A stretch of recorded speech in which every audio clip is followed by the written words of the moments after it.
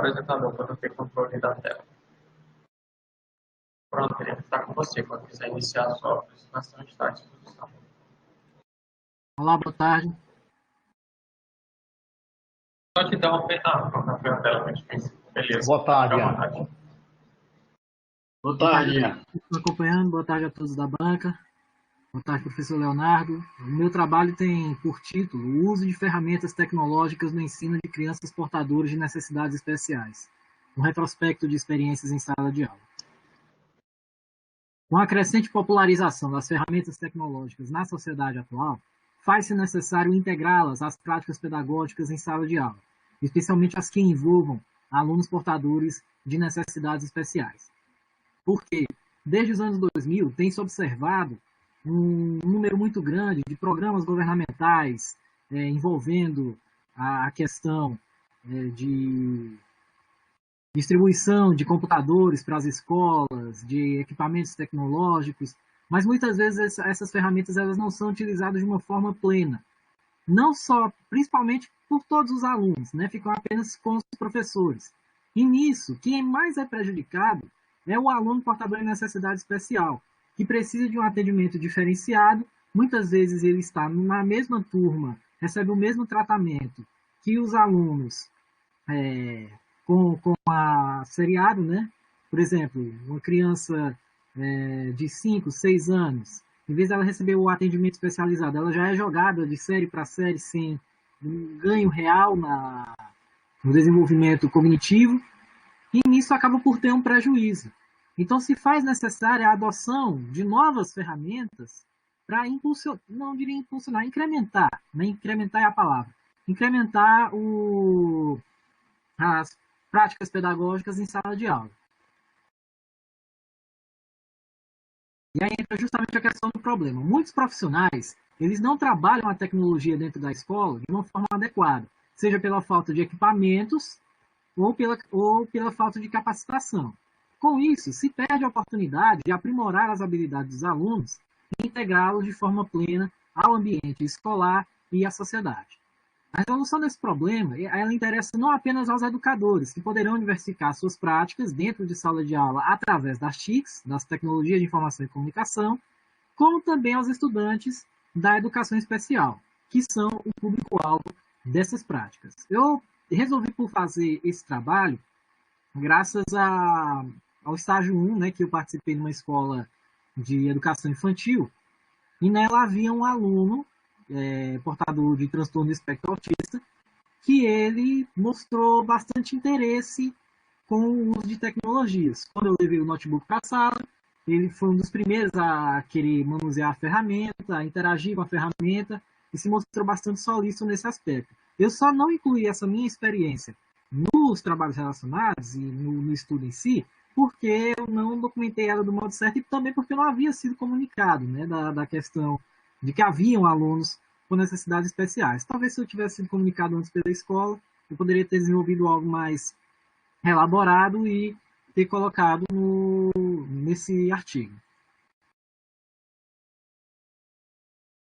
O presente artigo ele faz um mapeamento dos diversos projetos pedagógicos, que envolvam a aplicação das TICs na educação especial, com foco na rede pública de ensino nos primeiros anos escolares. O objetivo principal deste trabalho é mostrar aos docentes que, mesmo com todas as limitações que o ambiente escolar possa oferecer para uma inclusão plena dos estudantes com necessidades especiais, as ferramentas tecnológicas podem contribuir para uma maior evolução dos alunos e para o desenvolvimento de suas habilidades sociais. A partir desses trabalhos, um comparativo é traçado, analisando os pontos positivos e negativos e no que eles podem contribuir para a prática dos novos docentes que podem vir a se confrontar com clientelas especiais em sala de aula. Nosso objetivo não é dizer qual trabalho é melhor, qual trabalho é pior, é fazer um paralelo entre todos, entre os que a gente conseguiu encontrar, e a partir daí extrair as boas experiências e também o que precisa ser melhorado.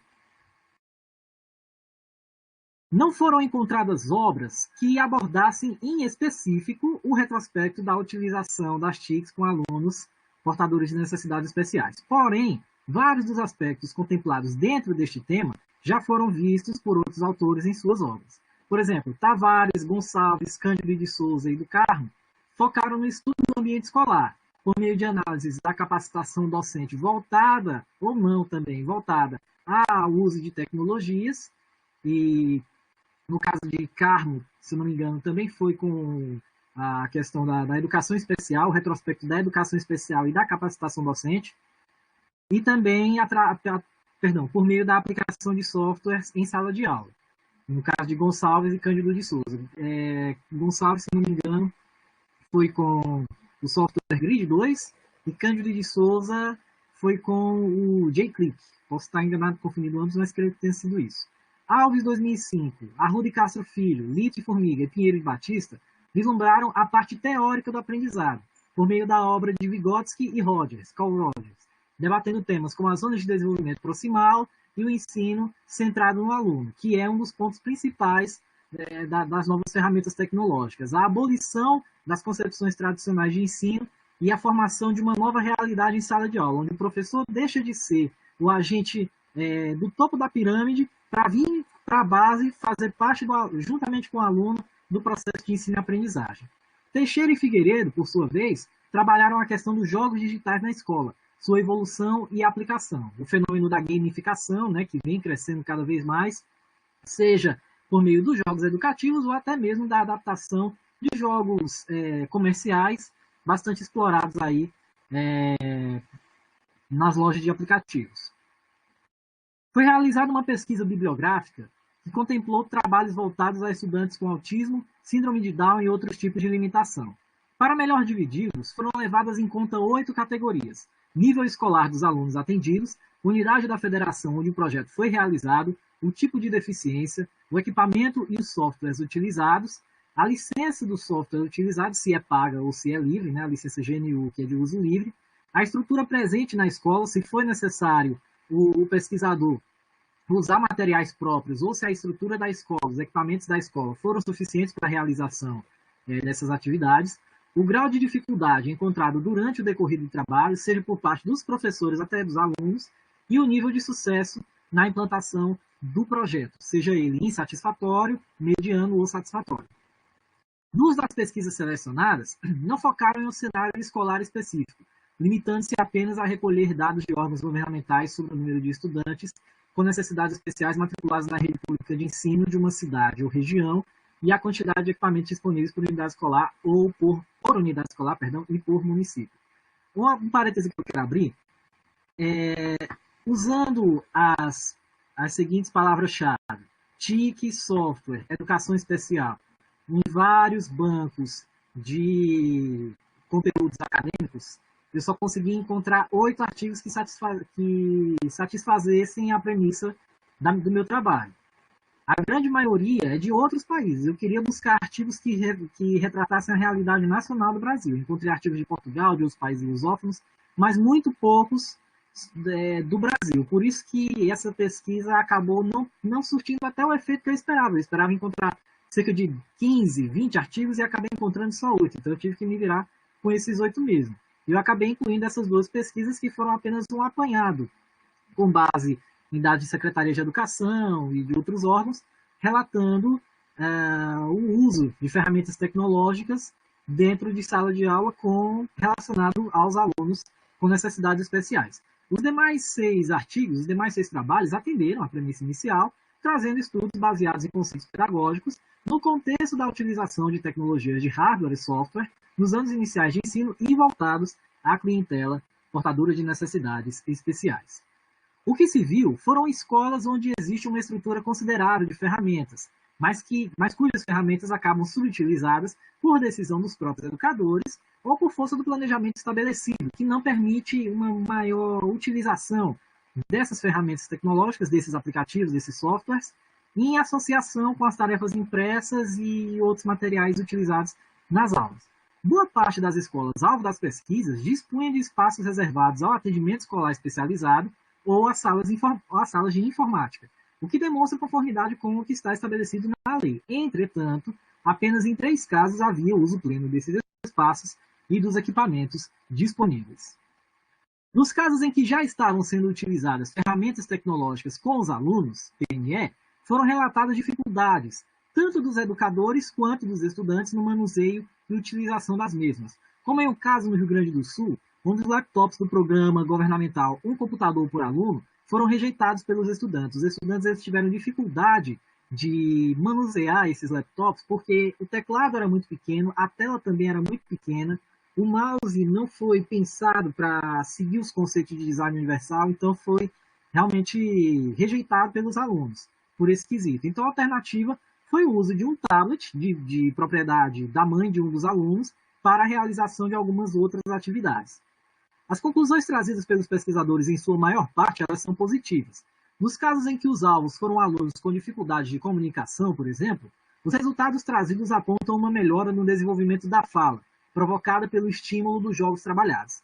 Porém, algumas das propostas tiveram que ser modificadas ou replanejadas durante sua aplicação para melhor se adaptarem às necessidades dos alunos e alcançarem resultados positivos. Por exemplo, quando no trabalho que abordou a questão do uso do Grid 2, foi necessária a mescla com alguns elementos impressos para a confecção de fichas em que o aluno pudesse reconhecer atividades do dia a dia, elementos familiares, né, porque essas fichas estavam sendo confeccionadas através do aplicativo, mas para que houvesse uma assimilação melhor, lançou-se mão também dessas atividades impressas. A inversão do protagonismo no processo de ensino-aprendizagem e a liberdade para explorar as possibilidades dos programas escolhidos nas práticas analisadas conferem um caráter de emancipação ao estudante, aproximando-o dos novos conceitos de ensino-aprendizagem. Também mostram o potencial de formação de zonas de desenvolvimento proximal, defendidas por Lev Vygotsky, através da interação com os jogos, estimulando o desenvolvimento cognitivo e social das crianças contempladas. Viram-se práticas bem-sucedidas de modo geral e que proporcionaram uma maior integração dos alunos com necessidades especiais ao ambiente escolar, rompendo a concepção hierárquica do ensino tradicionalista e possibilitando a tão defendida incorporação desta clientela à vida plena em sociedade.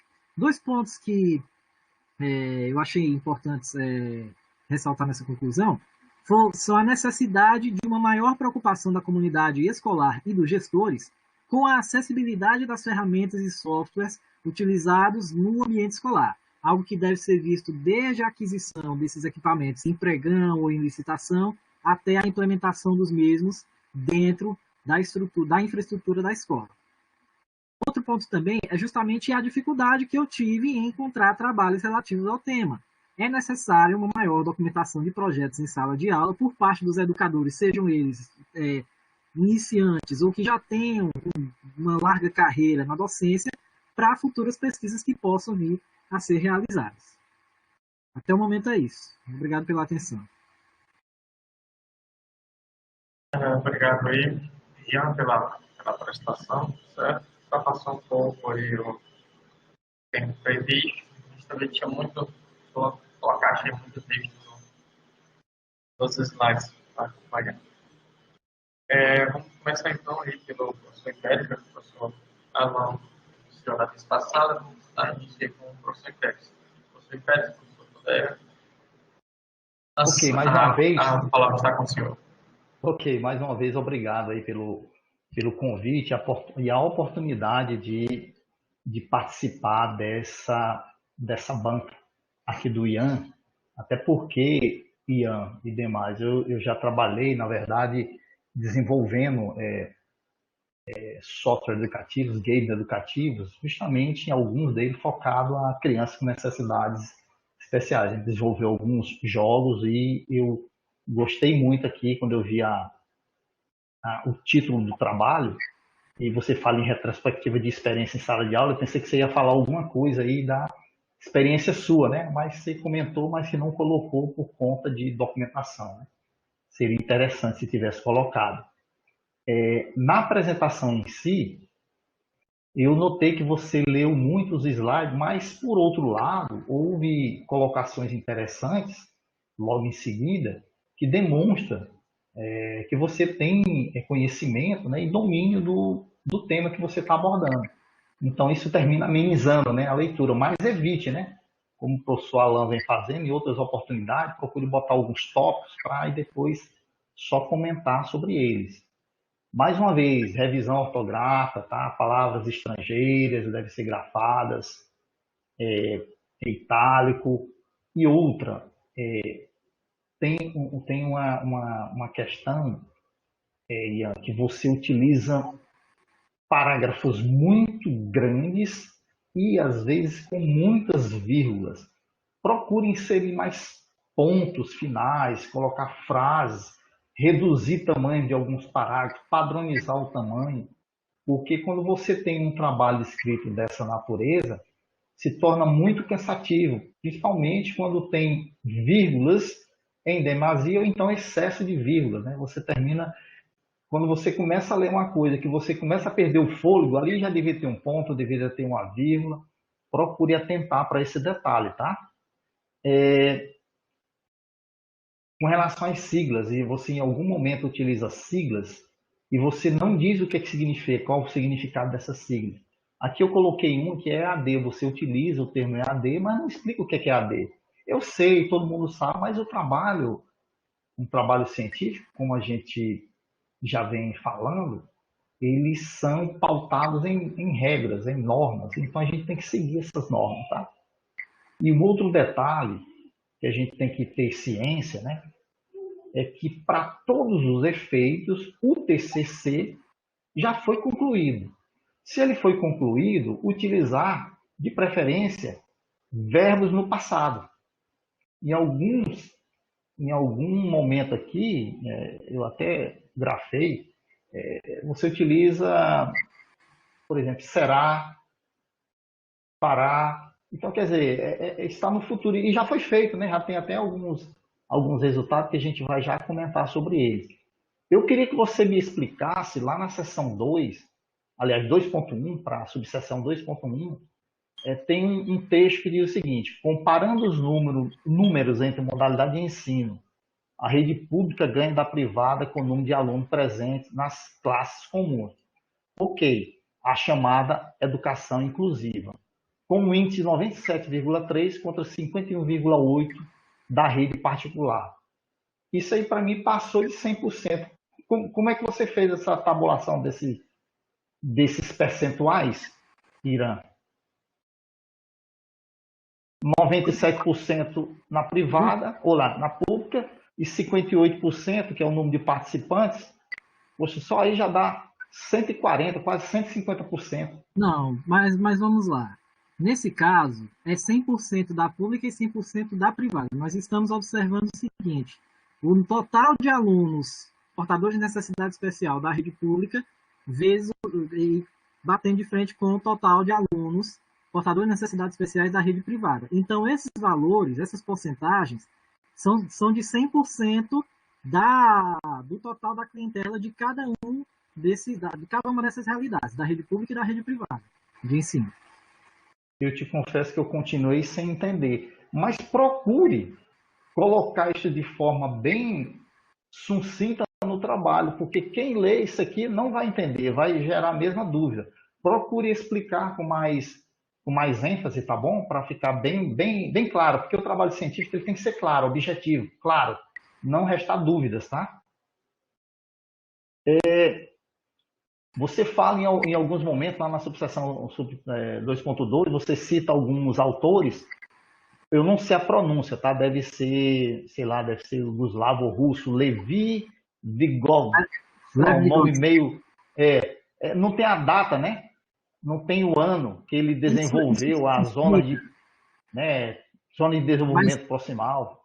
Mas aí é que está, professor, porque eu extraí esses conceitos do Lev Vygotsky de outro autor que desenvolveu um trabalho sobre ele. Então, eu considero a data do autor que desenvolveu esses trabalhos. No caso do Lev Vygotsky, os livros dele tiveram várias edições, então realmente fica difícil mensurar qual foi a data certa. A data que aparece lá na fonte de onde eu peguei essas citações é 1984. E eu coloquei aqui, lá no fim, eu acho que eu não mencionei por aqui, mas lá no fim eu deixei claro que é um livro de 1984 que está mencionado no trabalho de Alves de 2005. Pois então, nesse trabalho desse outro autor, você coloque um APUD, tá? Porque o mesmo problema tem lá na seção 2.5 e lá na seção 5. Eu não vi nenhuma colocação sobre esse autor, a data ou o ano que ele desenvolveu, né, as zonas de desenvolvimento proximal, ok? Da mesma forma, as tabelas, antes de serem inseridas no trabalho, elas têm que ser explicado o que elas vão demonstrar e etc, tá? Como os outros trabalhos dos colegas. Por exemplo, na tabela 1, você poderia ter colocado, a tabela 1 apresenta um comparativo entre trabalhos relacionados à mesma temática desta proposição. 3 critérios foram utilizados para demonstrar pontos importantes e diferenciais de cada pesquisa. Tá bom? Tem que... E depois você apresenta a tabela. Tá? A metodologia. Lá na metodologia, você faz um resumo lá, tá? Você cita vários trabalhos relacionados ou que foram pesquisados, né? E, inclusive, seria adequado apresentar uma tabela descritiva desses trabalhos, porque na sua seção metodologia, ela descreve os trabalhos que foram analisados e não os procedimentos que você utilizou para atingir os objetivos, que seria a metodologia. Todos os passos que foram seguidos para atingir os trabalhos. Você colocou lá vários trabalhos relacionados e fez uma descrição sobre esses trabalhos. Mas no caso dos trabalhos relacionados, é isso? Lá na seção trabalhos relacionados. Lá na seção, desculpe-me, na seção metodologia. Você cita vários trabalhos lá na metodologia, tá? Sim, eu havia colocado a descrição do que eu tinha inicialmente proposto, mas eu fui orientado a retirar do produto final. Mas está aqui no coisa. Bom, pois você reveja com calma aí com o professor Leonardo, tá? Porque o mesmo ponto você coloca lá nos resultados e discussões. Você apresenta uma síntese dos trabalhos que foram analisados. Na apresentação dos slides, por isso que é interessante apresentar, ficou até mais adequado. Você fez uma reavaliação desses trabalhos e colocou lá nos slides, até por conta do tempo, acredito, mas ficou mais adequado, porque lá nos resultados de discussões você só apresenta uma síntese dos trabalhos analisados. Tá? E também a questão dos trabalhos futuros. Eu quis explorar esse trabalho, a questão das nuances, dos problemas que foram abordados, das ferramentas também, inclusive nas ferramentas utilizadas, que eram as ferramentas dos trabalhos que eu estudei, não foram as ferramentas que eu usei em minha pesquisa, mas eu fui orientado também a colocar essa parte de ferramentas utilizadas lá na metodologia. Eu não entendi esse procedimento, mas mesmo assim eu acatei. Tudo bem, pois você reveja com o professor Leonardo, ele deve comentar alguns pontos a respeito disso. Tá? Se o trabalho fica mais adequado dessa forma, bom, aí tem que conversar com o seu orientador. E também com relação aos trabalhos futuros, né? Trabalhos futuros, você fala lá em algum momento que poderia ampliar esse trabalho, né, o número, inclusive, se é um trabalho bibliográfico lá, você comentou sobre os termos que foram utilizados, a string de busca, as palavras-chave. Eu não identifiquei isso, tá? Não sei se eu passei batido, acho pouco provável, mas é bom descrever as bases de dados também que foram analisadas, o total de trabalho, você já falou que são 8. Então isso é bom ficar bem explicado na metodologia. O que é a metodologia? São os métodos que são utilizados para desenvolver qualquer coisa. E no trabalho aqui os procedimentos que a gente utiliza para chegar aos trabalhos, aliás, para atingir os objetivos do trabalho. Bom, eu não vou me alongar mais não, vou devolver, parabéns pelo trabalho, e vou devolver aqui a palavra para o professor Leonardo.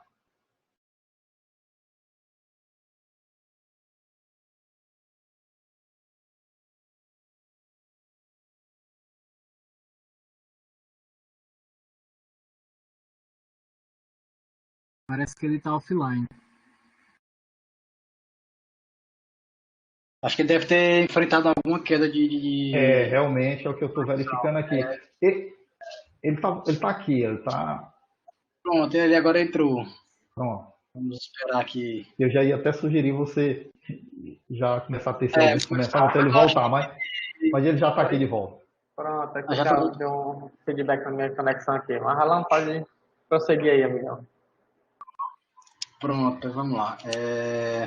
Vamos iniciar aqui as arguições a respeito do trabalho do Ian, certo? Vamos aqui... Eu vou primeiro falar da apresentação, e acho que o professor Império já tentou abordar aí boa parte dos conteúdos, né, das ações que devem ser tomadas, né, isso em uma próxima apresentação. Embora você tenha cometido alguns pontos positivos, né, tenha feito algumas coisas que foram interessantes na sua apresentação, claro, mas você leu alguns trechos e talvez não seja tão interessante. E em relação ao seu trabalho, né, o professor Império já abordou boa parte dos tópicos que eu tinha anotado aqui, tá? Mas vamos ao que realmente importa. Né? Uma das coisas que eu percebi no teu trabalho foi a falta de referências na introdução, certo? Está faltando a referência.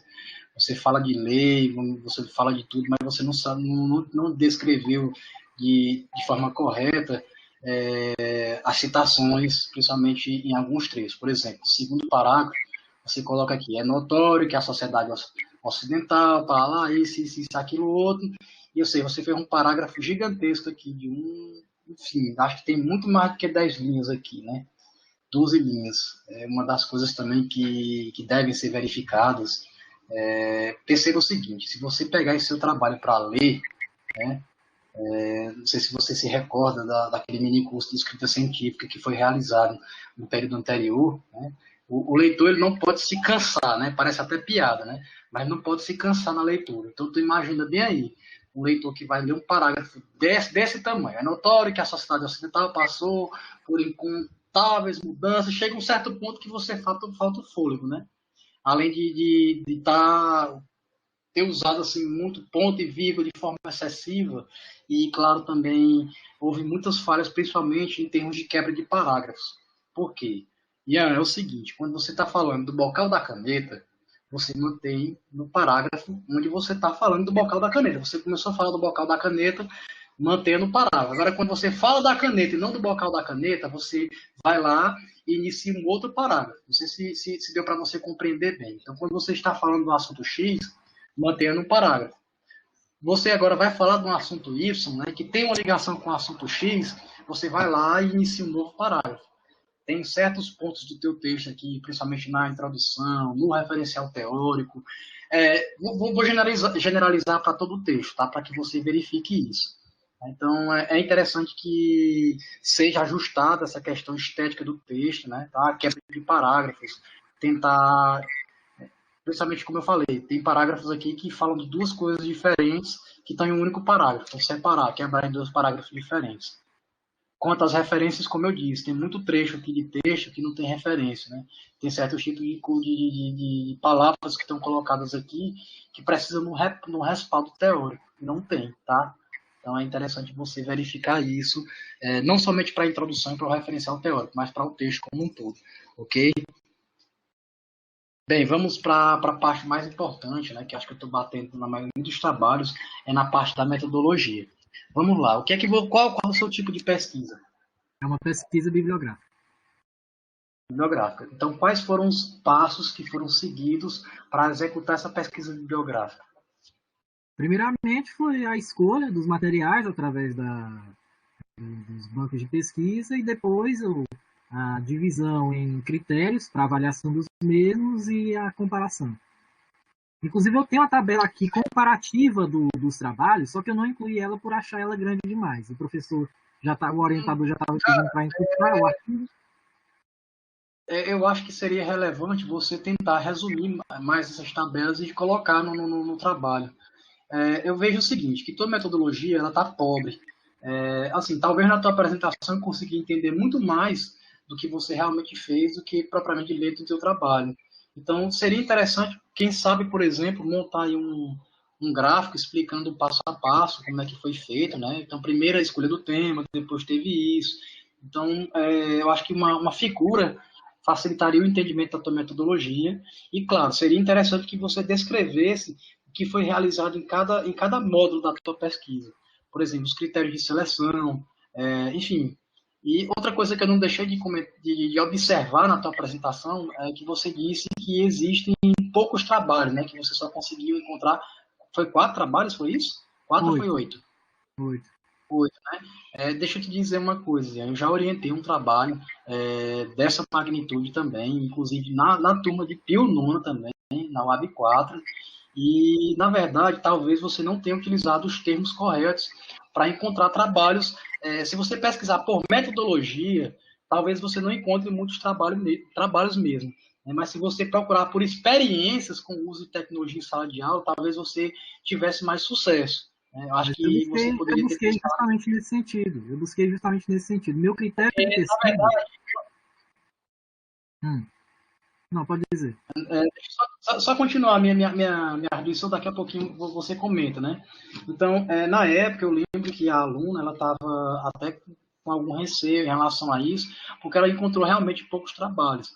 Mas aí depois eu fui ajudar, né, e principalmente nesse processo de busca, e eu identifiquei que tem uma infinidade de trabalhos que relatam experiências de ensino de sala de aula mediado por tecnologias, quer seja por jogos, quer seja por aplicativos educacionais. Não necessariamente nós vamos ter, né? Eu acho que isso seria deixar bem claro para vocês, não só para você, mas para os outros colegas, que nós não temos uma receita de bolo para trabalhar com ainda não temos, na verdade, né? Princípios básicos para trabalhar com tecnologias em sala de aula, né? Algo que, digamos, ainda é relativamente novo, né? Tem se despertado essa ideia durante os últimos 10 anos, né? Então, eu digo assim, relativamente novo, porque nós temos ainda poucos experimentos na área. Por isso que eu falei que seria mais interessante, em termos de pesquisa, você teria encontrado mais trabalhos se você tivesse abrido um pouco mais o leque da tua pesquisa, priorizando, como eu te disse, experiências de tecnologia em sala de aula, quer seja para ensino de uma determinada disciplina, quer seja para trabalhar um outro aspecto educacional em sala de aula, ou então fora de sala de aula. Acho que ficaria mais interessante se você tivesse abrido mais esse leque.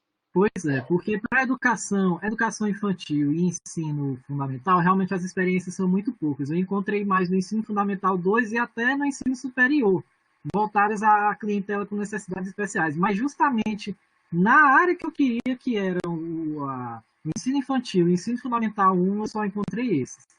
Porque eu estava justamente atrás de experiências dentro da sala de aula que envolvessem o uso ativo dessas tecnologias. Aí, como eu não encontrei, eu acabei abrindo mais o escopo para alguns outros trabalhos que fizessem só a descrição da quantidade de ferramentas por cidade, fizessem um apanhado, mais ou menos. Mas mesmo assim... Eu acho que você pecou um pouquinho nessa parte aí, porque eu acho que fugiu um pouquinho da proposta do teu trabalho, sabe? Fugiu um pouquinho. Não fugiu muito, mas acho que daria para ajustar, para tornar algo mais interessante. Então, a ideia seria tentar dar uma ajustada um pouco mais nos objetivos, né? Não deixar tão limitado, para poder encaixar esses trabalhos que você colocou, para ficar interessante, para ficar atraente a tua pesquisa, tá? Seria um ponto relevante, tá? Outra coisa que eu senti falta também na metodologia foi a forma como os resultados foram expostos, né? Seria interessante ter lá na metodologia um parágrafo falando da forma como os resultados seriam mostrados, tá? Como você colocou que seria separados por área, né? Mas como são 8 trabalhos, como são poucos trabalhos, acho que daria para você tentar achar uma forma mais um pouquinho no texto, eu digo isso na descrição lá da forma de mostrar os resultados, tá? É um parágrafo que está faltando na metodologia, só um parágrafo, tá? Que fala como é que eles vão ser expostos, certo? Se vão ser por ideias divergentes, ideias convergentes, se é que você me compreendeu. Certo? Outra coisa também, eu achei tua conclusão muito pobre. Eu vi que teu trabalho tem uma certa relevância, mas, sei lá, ficou tipo, tu fez Vamos imaginar o seguinte, né? Fazendo uma analogia para ficar um pouco mais claro. Digamos que você construiu um prédio arquitetônico, não é isso? E no teu trabalho, e quando chegou na conclusão, você construiu sei lá, uma caixa de papelão, digamos assim. Então é algo que talvez poderia ser refeita a conclusão para tentar incrementar um pouco mais, tentar extrair mais coisas que foram concluídas em relação à tua pesquisa, certo? É um ponto também relevante também. Outra questão também é a relação com trabalhos futuros, né? Que é como eu disse, hoje nós não temos tantos trabalhos assim tratando de metodologias, né? Porque quando se fala em metodologias, falamos em princípios básicos relacionados ao uso de tecnologia em sala de aula. Isso nós não temos parâmetros a seguir hoje, não há uma regra, não há uma, enfim, nós temos relatos. E esses relatos, eles são a base para possivelmente, quem sabe, ser lançada aí alguma publicação relacionada à criação de metodologias. Vamos usar dessa forma porque desse jeito dá certo.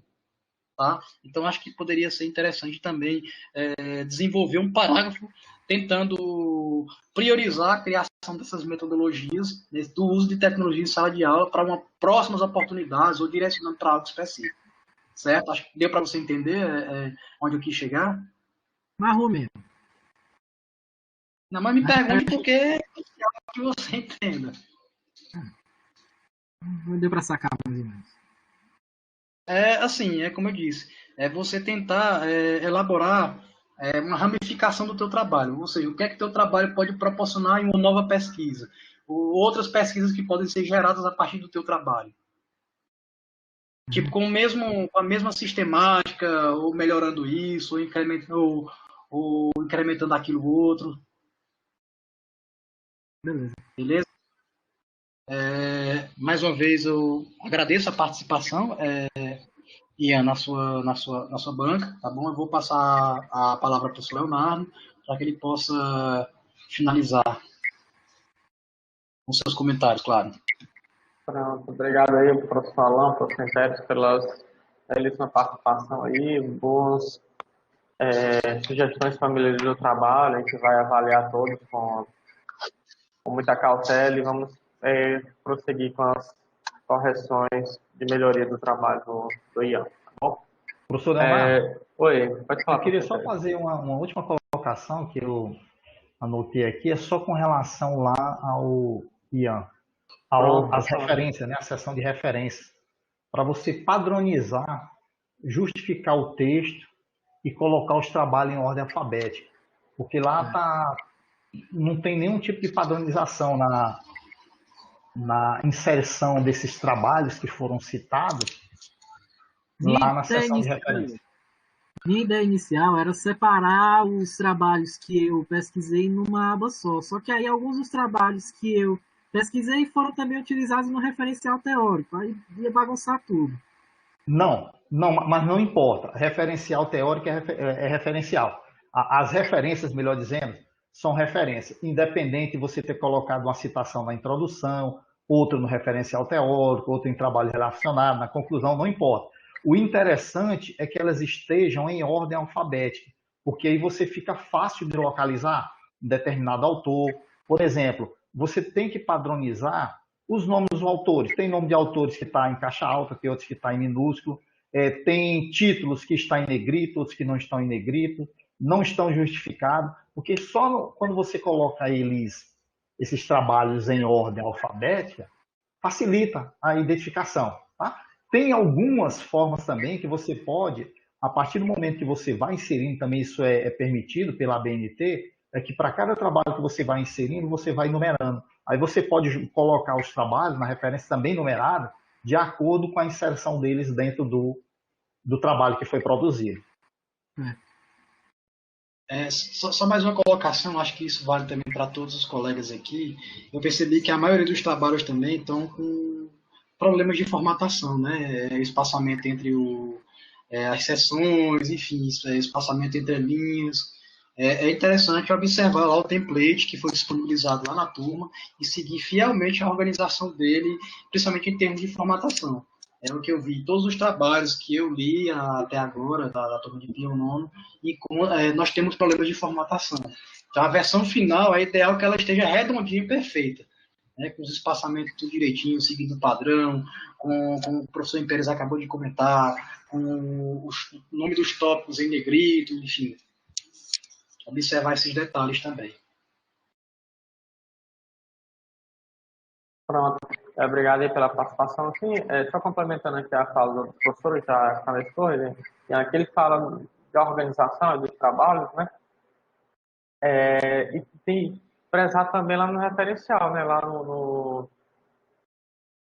na referência bibliográfica, né? E como os professores falaram em ordem alfabética, se pode ter uma organização, né? No caso, geralmente eu peço que seja feito também algumas tabelas, principalmente comparativas, que seja feito em ordem cronológica, para a gente saber, para a gente ter mais ou menos uma noção. Igual tu fizeste lá na primeira, dos trabalhos relacionados, está em ordem realmente cronológica, né?